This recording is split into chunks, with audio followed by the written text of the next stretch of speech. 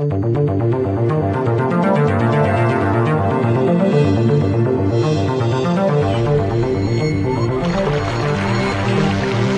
Joaquín, Anzoátegui State, Venezuela, en 1944.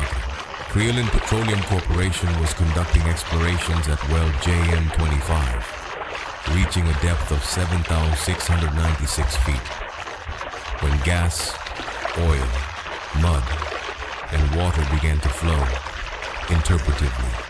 Eruptions were occurring with the expulsion of materials to heights exceeding 10 meters, developing jets over 20 meters that originated from the well.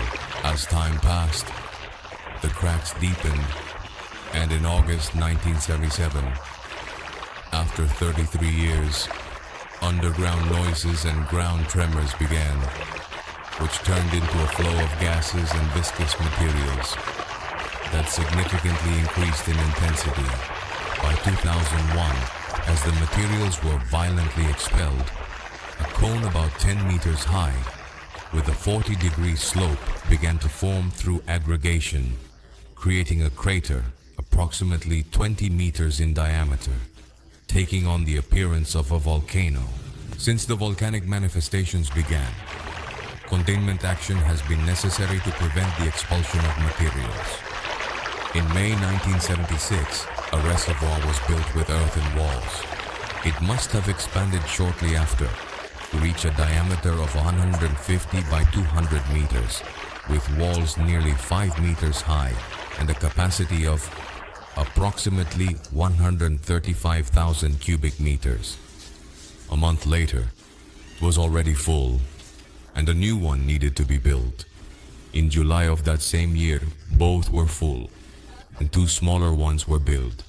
At that time, the largest amount of expelled material was light greenish oil and brackish water, with smaller proportions of mud.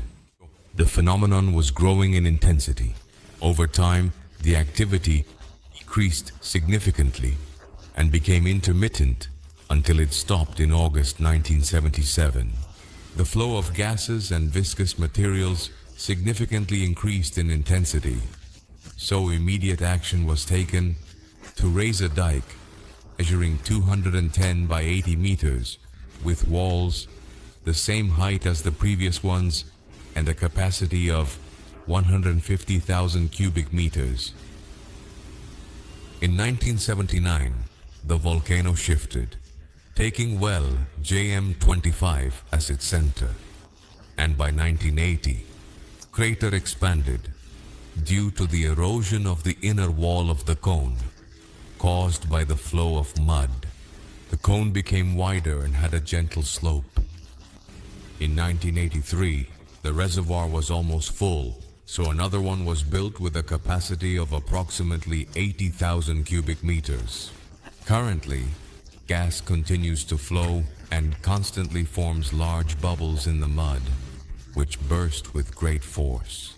However, the power of the eruption has decreased compared to the early years, because the volcano's chimney must have widened, allowing the gas to escape over a larger area. In fact, small gas bubbles escape through all the mud that fills the crater. According to its characteristics, the volcano will remain active for a long time. Many years have passed, during which humans have aged, yet the phenomenon remains vigorous.